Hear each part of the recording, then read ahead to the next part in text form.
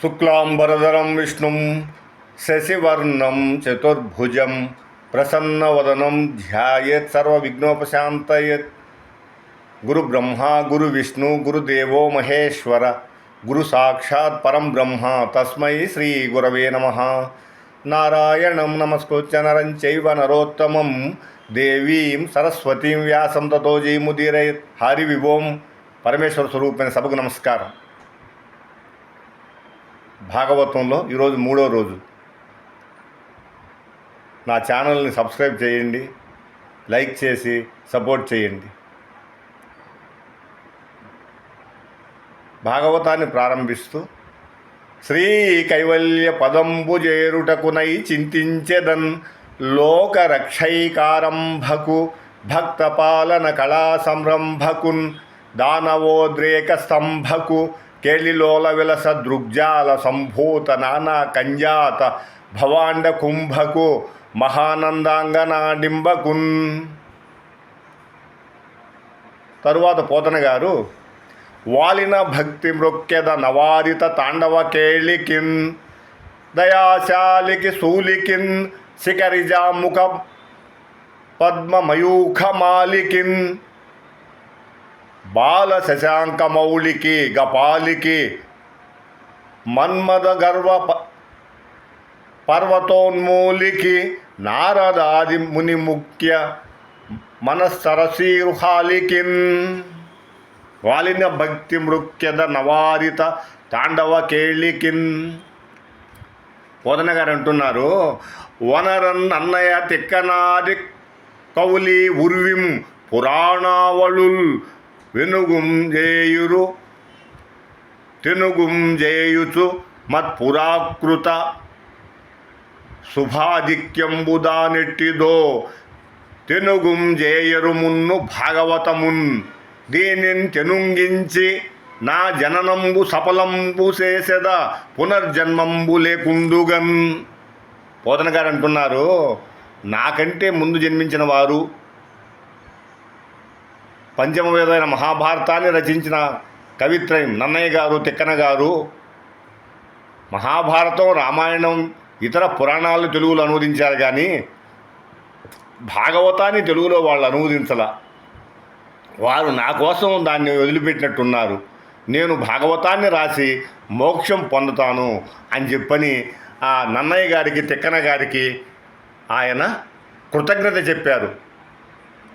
కొందరు తెలుగును గుణమగు, కొందరకు తెలుగు గుణమగు, కొందరకు సంస్కృతము గుణమగు, రెండును కొందరికి గుణమగు, నేను అందరం మెప్పింతు అని చెప్పని పోతన గారు అంటున్నారు. కొందరికి తెలుగులో అనువదిస్తే కొందరికి ఇష్టం, కొందరికి సంస్కృతంలో రచిస్తే ఇష్టం, కొంతమందికి తెలుగు సంస్కృతం రెండూ ఇష్టం. నేను అందరినీ మెప్పించే విధంగా భాగవతాన్ని తెలుగులో అనువదించి ఆ భక్తులందరికీ నేను సంతోషం కల్పించగలనని పోతన గారు అద్భుతంగా వివరించారు.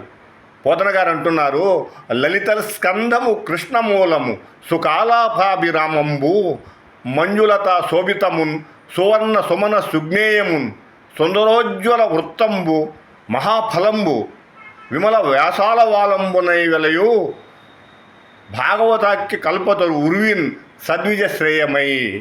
ఈ మహాభాగవతం అనేది, ఈ భాగవతం అనేది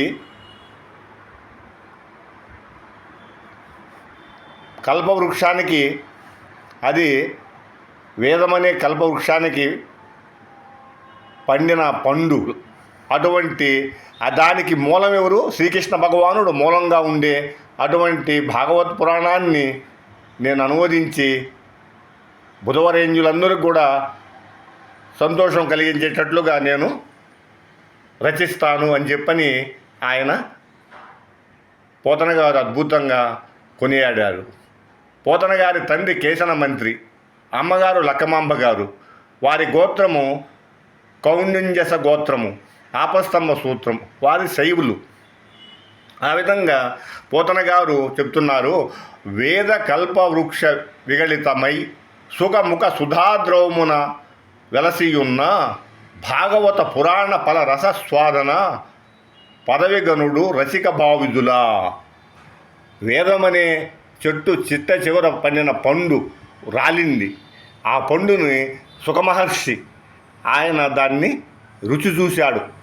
భగవతేరుంజులు భక్తులు మోక్షం పొందాలంటే అటువంటి భాగవత పురాణాన్ని మనము ఆస్వాదించి శ్రీకృష్ణానుగ్రహంతో మోక్షం పొందగలరని పోతన గారు అద్భుతంగా మనకు భాగవతాన్ని తెలుగులో అనువదించి తెలుగు వారందరూ కూడా ఎంతో మేలు చేశారు.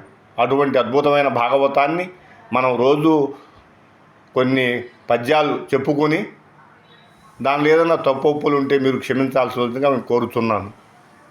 మీరందరూ తప్పక విని మోక్షానికి మార్గం వచ్చేసి వేసుకోవాలని చెప్పని శ్రోతలందరికీ నేను తెలియజేస్తున్నాను. సర్వం శ్రీ ఉమామహేశ్వర పరబ్రహ్మార్పణమస్తు. స్వస్తి.